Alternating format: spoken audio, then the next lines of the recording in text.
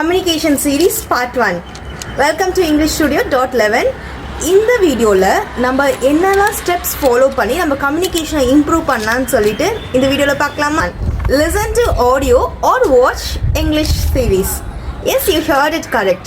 நம்ம வந்து இங்கிலீஷ் ஆடியோவையோ இல்லை இங்கிலீஷ் வெப் சீரிஸோ பார்க்குறப்போ கண்டிப்பாக நம்ம கம்யூனிகேஷன் ஸ்கில் இம்ப்ரூவ் ஆகும்.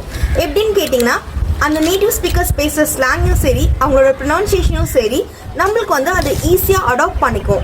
அது இல்லாமல் நம்மளுக்கு எல்லாத்துக்குமே ரொம்ப பிடிச்சமான விஷயமும் வந்து சீரீஸ் பார்க்கறது தான். அது மூலயமா நம்ம இங்கிலீஷ் கண்டிப்பாக டெவலப் பண்ணிக்கலாம்.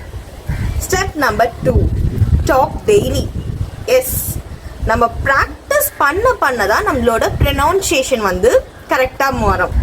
நீங்கள் பேசாமையே வச்சுட்டே இருந்தீங்கன்னா எப்படி பேச முடியாதுல்ல.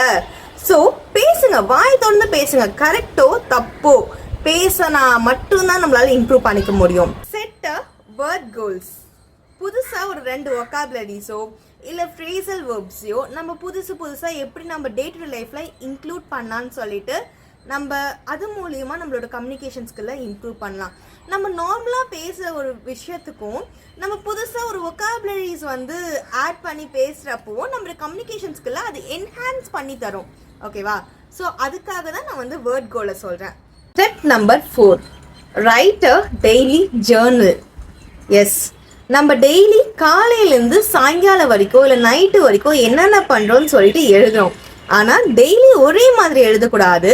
நான் ஒரு வேர்ட் கோல் சொன்னால அதில் வந்து நீங்கள் இதையும் இன்க்ளூட் பண்ணிக்கலாம். புதுசான டெய்லி லைஃப்பில் நடக்கிற திங்ஸையே டிஃப்ரெண்ட்டான வேர்ட்ஸ் யூஸ் பண்ணி நம்ம எழுத கற்றுக்கணும். ஸோ இது மூலயமா கண்டிப்பாக உங்களோட கம்யூனிகேஷன் ஸ்கில் இம்ப்ரூவ் ஆகும். Step number 5, translate daily.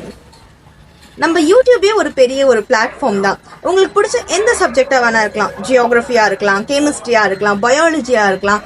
அதில் இருக்க ஒரு வீடியோவை எடுத்து நீங்கள் டிரான்ஸ்லேட் பண்ண ட்ரை பண்ணுங்க.